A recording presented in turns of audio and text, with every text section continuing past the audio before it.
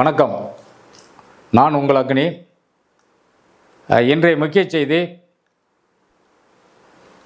அரசு போக்குவரத்து கழகத்தில் மிக ஆபத்தில் திவாலாகக்கூடிய அளவுக்கு இன்றைக்கு இந்த சூழ்நிலை அமைஞ்சிருக்கு.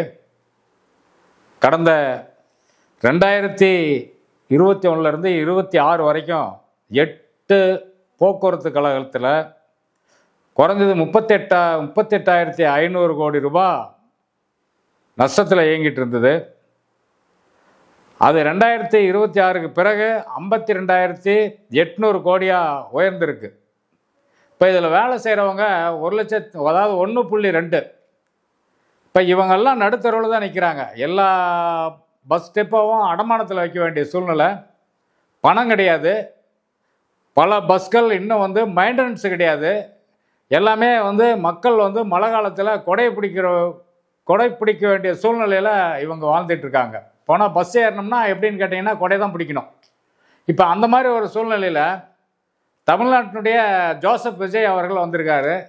இந்த பழைய பஸ்ஸெல்லாம், டவுன் பஸ்ஸு, இந்த மகளிர் ஃப்ரீ பஸ்ஸு, அது மேக்ஸிமம் மகளிருக்கு ஃப்ரீ பஸ்ஸு தான். ஓட்ட பஸ்ஸும் இருக்குது. கால் உட்கார முடியாது. சீட்டுக்கு இடையில நம்ம காலை அதாவது முட்டியே இடிக்கும். பல பஸ்ஸில் அங்கங்கே பிளேட்டெல்லாம் வெளியில் நீட்டிகிட்டு இருக்கு. கிழிக்கிற அளவுக்கு இருக்குது. யாராவது ஒரு புடவை கட்டிட்டு போனால் கூட அது கிழிஞ்சு போயிருங்கிற சூழ்நிலையில் அவங்க பார்த்து ஏற வேண்டியிருக்கு. கடந்த திமுக ஆட்சியில் பல புதிய பஸ்களை சிவசங்கரன் அவர்கள் தொடங்கி வச்சார். ஆனால் இந்த பழைய பஸ்ஸுக்கு இன்னும் ஒரு அதாவது என்ன சொல்கிறதுனா, அதை ஒதுக்கணும். 15 ஆண்டுக்கு பிறகு அந்த பஸ்ஸை ஒதுக்கவே இல்லை. அப்படியே அந்த பஸ்ஸே தான் இன்னும் ஓடிட்டுருக்கு. ஓட்ட ஓடசல் பஸ்ஸு தான். இதை தமிழ்நாட்டினுடைய முதலமைச்சர் முதல்ல மாற்றணும். அடுத்தது, அனைத்து பெண்களும் இலவசம், எங்கே வேணாலும் போய்க்கலாம், எங்கே வேணாலும் வந்துக்கலான்ட்டார். இதனால் பல கோடி ரூபாய் இழப்புகள் ஏற்படும். அதை முதலமைச்சர் பார்வையில் அவர் ஏதோ தேர்தல் அறிக்கையாக கொடுத்துட்டாரு. என்னத்தை நினச்சி கொடுத்தாரோ தெரில. ஆனால் கன்னியாகுமரியிலேருந்து மெட்ராஸ் வர்ற வரைக்கும் பெண்கள் இலவசமாக வரணுன்னா அந்த பஸ்ஸுக்கு இன்றைக்கி மெயின்டெனன்ஸ் செலவு, டயரு, டீசலு, அங்கே இருக்கிற ஆட்களுக்கு, டிரைவர் கண்டக்டருக்கு பேட்டா, படி, சம்பளம், இதெல்லாம் எப்படி கொடுக்க முடியும்? எல்லாருமே இலவசமாக போயிட்டா இந்த இலவசத்தை அரசு ரொம்ப என்ன சொல்கிறதுனா ஒரு அறிக்கையாக கொடுத்து இன்றைக்கி இந்த போக்குவரத்தினுடைய தொழிலாளர்களை வறுமைக்கு தள்ளப்பட்டாங்க.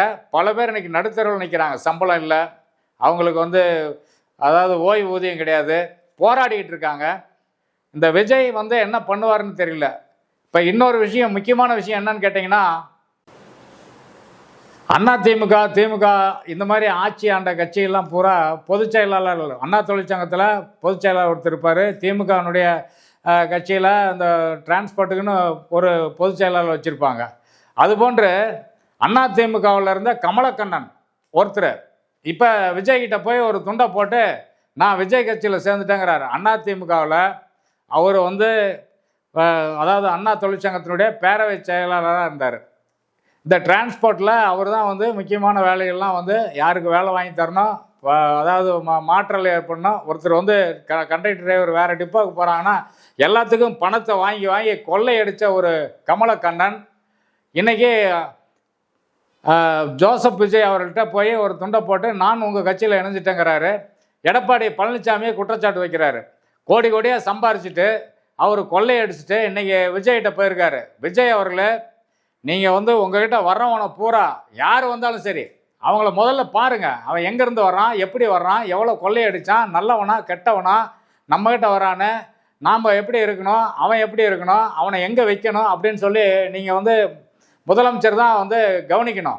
சும்மா வந்தவனையெல்லாம் சேர்த்துக்கிட்டிங்கன்னா, கொள்ளையடித்தவன், கொலைகாரன், கவர்மெண்ட்டில் லஞ்சம் லாவண்யம் நிறையா வாங்கினவன், மக்கள் பணத்தை சுரண்டவனுக்கு பூரா ஒரு பொறுப்பு கொடுத்தீங்கன்னா எந்த சூழ்நிலையில் திரும்பி உங்களுடைய பெயர் எப்படி இருக்கும் அப்படின்னு சொல்லி யோசிச்சு பாருங்கள் விஜய் அவர்களே.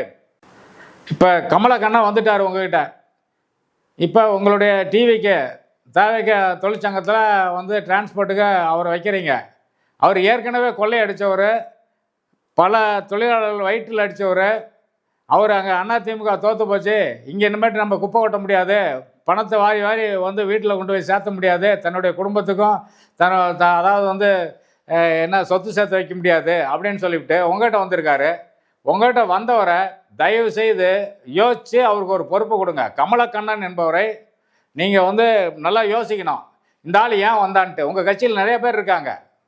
அதாவது டிவிகேல நிறைய பேர் இருக்காங்க. தொழிற்சங்கத்தில் வந்து இப்போ நீங்கள் வந்து ஒன்றுமே வந்து அவர் ஒரு டிவி அதாவது செல்ஃபோன் கடையை வச்சுருந்தவர், உங்கள் கூட நடித்தவர் விஜய் தமிழன்பன் பார்த்திபன், தமிழ் பார்த்திபன்ற ஒருத்தரை வந்து போக்குவரத்துறை அமைச்சராக வச்சுருக்கிறீங்க.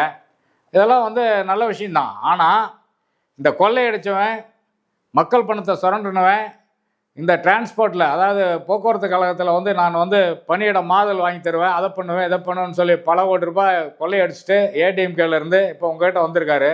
தயவுசெய்து இது போன்ற ஆட்களை நீங்கள் தூரமாக வைங்க. அவர்களுக்கு பொறுப்பு தராதிங்க. உங்கள் கட்சியில் இருக்கிறவங்களுக்கு பொறுப்பு கொடுங்க. உங்கள் கட்சியில் யாருமே இல்லையா? அதாவது 8 கோடி பேரில் வந்து ஒரு 1.25 கோடி பேர் உங்களுக்கு ஓட்டு போட்டிருக்காங்க. ஒரு 107 சீட்டை வாங்கியிருக்கிறீங்க. உங்களோட சேர்ந்து 108 சீட்டு வச்சுங்க. இப்போ உங்களில் ஒரு எம்எல்ஏ அந்த ஊர் வந்து தொகுதியில் இருக்கிறவங்க யாருக்காவது ஒருத்தருக்கு ஒரு பொறுப்பு கொடுங்க. அந்த தொழிற்சங்கத்தினுடைய பொறுப்பு கொடுங்க. நல்லா வந்து கார்ப்பரேஷன் நடத்துங்க. இப்போ ஏற்கனவே நஷ்டத்தில் இருக்குது. கடந்த 6 மாதத்தில் மட்டும் 5000 பேர் ஓய்வு பெற்றிருக்காங்க. இதெல்லாம் வந்து அரசு வந்து கவனித்து அந்த ஓய்வு பெற்றவர்கள் இடத்த நிரப்பணும், பணியிடத்தை நிரப்பணும். காலி பணியிடங்கள் 80,000 பேருக்கு மேலே இருக்குது. எல்லாம் ஓய்வு பெற்றுட்டாங்க. அவங்களுக்கு வந்து ஊதிய உயர்வு அதாவது பஞ்சப்படி எதுவுமே கிடைக்கல. தமிழ்நாடு போக்குவரத்து கழகத்தை பொறுத்தளவில் 8 கோட்டங்களிலும் மிகப்பெரிய ஒரு நஷ்டத்தில் ஓடிட்டு இருக்கு முதலமைச்சர் அவர்களே. இதை நீங்கள் சரி பண்ணணும்னா மீண்டும் ஏதாவது ஒரு நல்ல அதிகாரிகளுடைய ஆலோசனை கேட்டு இலவச பயணத்தை கொஞ்சம் குறைச்சி, இப்போ இருக்கிற இலவச பயணம் மக்களுக்கு கொடுக்குற, மகளிருக்கு கொடுக்குற இலவச பயணத்தோடு நிறுத்திக்கிட்டு நெடுந்தூர இலவச பயணங்கிறத கொஞ்சம் தள்ளி போடுங்க. கொஞ்சம் அந்த டிரான்ஸ்போர்ட்டை வந்து உயர்த்துங்க. எல்லா கட்டிடமும் அடமானத்தில் இருக்குது. இப்படியே போச்சுன்னா அடமானத்தில் வச்சு ஒன்றுமே இருக்காது. கார்ப்பரேஷன் இப்போ அதாவது குழியில் போய் விழுந்துடும். அதை வந்து நீங்கள் தூக்கி நிறுத்தணும். அதே மாதிரி இந்த போக்குவரத்துறை வட்டார போக்குவரத்து அலுவலகத்தில் ஒவ்வொரு ஆர்டிஓவும் 2 இடத்துல வேலை பார்க்குறாங்க. அவர்கள்லாம் ரொம்ப சிரமப்படுறாங்க. ஆளே கிடையாதுன்றாங்க. எங்கே பார்த்தாலும் போராட்டம், ஆட்கள் வர்றதில்ல அப்படின்றாங்க. அந்த காலி பணியிடத்தையும் நிரப்புங்க. மோட்டார் வாகன ஆய்வாளர்களும் குறைஞ்சபட்சம் அவங்களும் நிறைய பேர் இல்லை, அவங்களுடைய இடத்தையும் நிரப்புங்க. இது போன்ற அமைச்சர் வந்து நல்ல ஆட்களை தேர்வு செய்யுங்க. இந்த 4 பேர் எம்எல்ஏ கூட அவங்ககிட்ட வந்து உடனடியாக வந்து ரிசைன் பண்ணிட்டு அதிமுக வந்து ஓடி வந்தாங்க. அவங்களுக்கெல்லாம் நீங்கள் பொறுப்பே தராதிங்க. அவங்களாம் மக்கள் யாருமே மதிக்கலை, கண்டபடி திட்டுறாங்க. தயவுகூர்ந்து விஜய் அவர்களே ஆட்சி சிறப்பாக செய்யுங்க. இன்றைக்கி பாலியல் பலாத்காரம், கொள்ளை இதெல்லாம் நடந்துகிட்டு இருக்கு. நேற்றுக்கு வந்து மகேஷ் அகர்வால் வந்து புதிய காவல்துறை தலைவராக வந்திருக்கிறாரு. அவருக்கு ஒரு வாழ்த்துக்கள் சொல்லிக்கிறோம். நீ இந்த கொள்ளை, கற்பழிப்பு, கஞ்சா, போதைப்பொருள், சாராயம் விற்கிறது, பிளாக்கில் விற்கிறது இதெல்லாம் கொஞ்சம் தடுத்து நிறுத்துங்க. என்ன குற்றங்கள் நடந்தாலும் அதற்கான தண்டனையை உங்கள் கட்சிக்காரங்க யாரும் முன் வராமல், யார் வந்தாலும் அதை ஒதுக்கி தள்ளிட்டு அரசு அதிகாரிகள், காவல்துறை அதிகாரிகள் உடனடியாக நடவடிக்கை எடுக்கணும். இது மட்டும் இல்லை, மதுரை ஹைகோர்ட் வந்து சொல்லிருக்கு, போலீஸுக்காரங்க நிறைய பேர் தற்கொலை பண்ணிக்கிறாங்க. 8 மணி நேரத்துக்கு 16 மணி நேரம் 20 மணி நேரம் வேலை வாங்குறீங்க. இதே வந்து அவங்களுக்கு 8 மணி நேரம் வேலை அந்த காவல்துறை அதிகாரிகள் கொடுங்க. தொடர்ந்து அவங்க வந்து நிறைய தற்கொலை பண்ணிட்டாங்க, மன உளைச்சலுக்கு ஆளாகி தற்கொலை பண்ணிட்டாங்க. அன்புக்குரிய விஜய், நல்லா யோசிங்க, சிந்திங்க. இன்னும் வந்து அரசியல் தலைவர் ஆகிறதுக்கு நான் தகுதியை வளர்த்துக்குங்க. ஒரு நாட்டினுடைய முதலமைச்சர் உங்களை கழிவு ஊற்றுறாங்க. ஒவ்வொரு இன்ஸ்டாகிராமு, யூடியூப்பில் எங்கே பார்த்தாலும் உங்களுடைய கண்டென்ட்டு தான், உங்கள் பேசும் பொருளாகவே தினசரி ஆகிட்டு இருக்கிறீங்க.